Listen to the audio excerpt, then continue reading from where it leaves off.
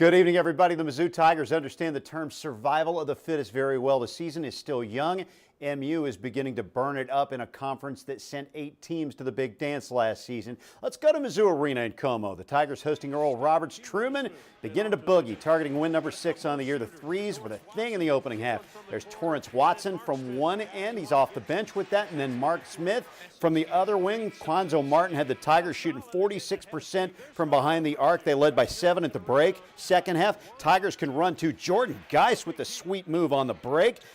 Mizzou by double figures, and the Tigers would see 6 players score 10 or more, including Blue Springs native Kevin Puryear. This is an 80-64 victory.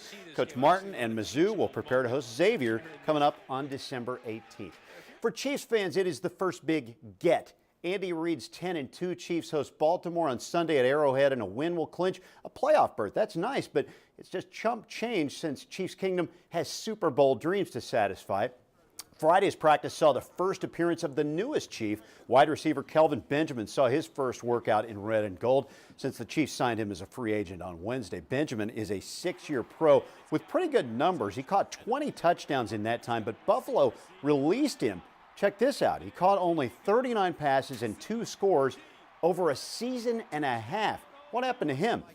Speaking of touchdowns, Chiefs quarterback Patrick Mahomes, he's preparing for the Ravens too, and as he does, Hall of Famer Brett Favre delivers a little bit of a surprise. He told TMZ Sports he'd support Mahomes as being the NFL MVP if he had a vote. The two are compared to one another sometimes, by the way.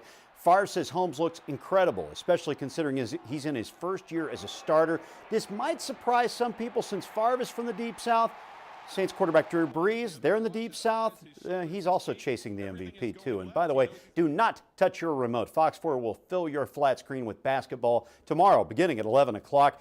That's in the morning. Kentucky and Seton Hall tips off the triple header here on Fox.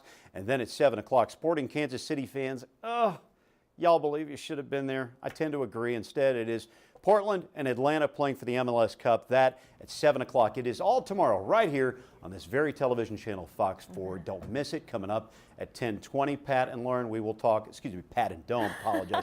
We'll talk about high school hoops and kind of an abbreviated night on the court, but we'll give you what we got. All right, cool. A lot to look forward to. We'll see you at 10. Thanks, Sean.